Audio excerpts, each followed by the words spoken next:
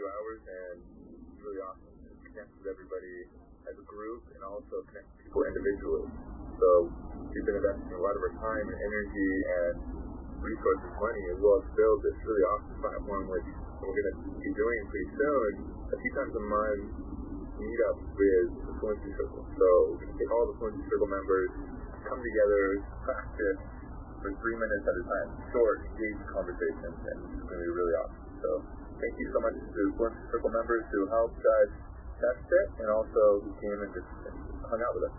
Most definitely. This is going to be a very revolutionary app. I'm sure some of you listeners who might have used the first version of this, which we actually launched, I believe, about a year and a half ago now. And we've actually had some of you write us and ask when it's coming back. So if you are wanting to be able to use this app again, it will first, as Justin said, be just for members of the Fluency Circle. If you are interested in getting to be one of those people, then to practice your English with people from every corner of the world. So enough about that. Let's roll into today's big topic, which is going to help you have a power-packed year with your English and anything else that you want to do in 2018. So as we mentioned, goals are super important, but also the execution of those goals. And this is something we talk about in the Real Life Way. And for those of you who have followed the Real Life Way and know about that, you know that the first step of the Real Life Way is determination. So what are the 3 components of determination, really quickly, Ethan? So it's desire, vision, and discipline. Yeah, so another way to break this down might be it's like your why, your what, and your how. Your why is your purpose, that motivation you feel, the clarity of that feeling that motivates you to move towards that goal and act. Your what might be like your vision of that goal, your having that goal, having a plan for that as well, and also your mindset, having the right plan for really what you want to achieve, and then how to implement it with those habits, which a lot of times people have a lot of difficulty with when they set those resolutions, but then after a few weeks they just fall off the wagon. Definitely. So it's not so much just the goal setting, which we are going to talk about, how you can set good goals, but also how you can create like a system and habits so you can actually follow through with those and be successful.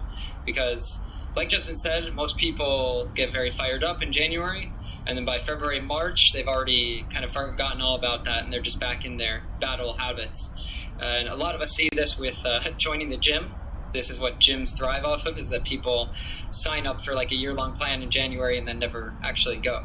Yeah, so to start off with, one of the things that when you set New Year's goals, you usually think about your resolutions. What are resolutions, Ethan? A resolution is kind of like it's basically a synonym for a goal. So it's basically something that you want to do in the new year. We're going to recommend actually a resource that Ethan and I have both used in the past couple of years by a website called Live Your Legend. Live Your Legend is a website that helps people do work they love.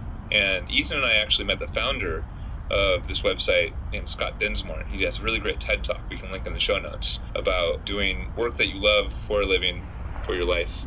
And we met him a few years ago in Santiago, and we went to one of his meetups. He has a global community of people that basically follow this methodology and are dedicated to this. And unfortunately, he passed away a few years ago. He was hiking up Mount Kilimanjaro. What is it? Is that what it's called, Ethan? Kilimanjaro, right? Yeah, Mount Kilimanjaro. Highest peak in Africa, I believe. Yeah, and a rock apparently hit him, and he was killed. So that was really, really sad. But his wife actually keeps this website going because she was really involved, really invested in this.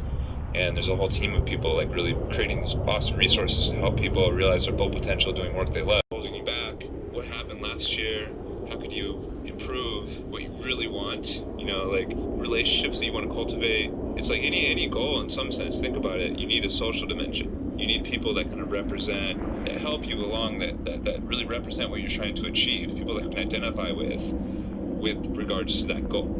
Also, the workbook helps you break your life up into different areas and create different goals for different areas. Think about the habits that you want for each goal and the steps that you will take to actually reach a measurable outcome. Most definitely. It's definitely a very effective way for you to, as Justin said at the start, to get a running start this year. I've done it the last 2 years, and I'm going to do it again this year, as I found a very effective way to map out the year and They also have a weekly planning that I recommend also like printing out, and I've actually made that a habit that I do every Monday morning before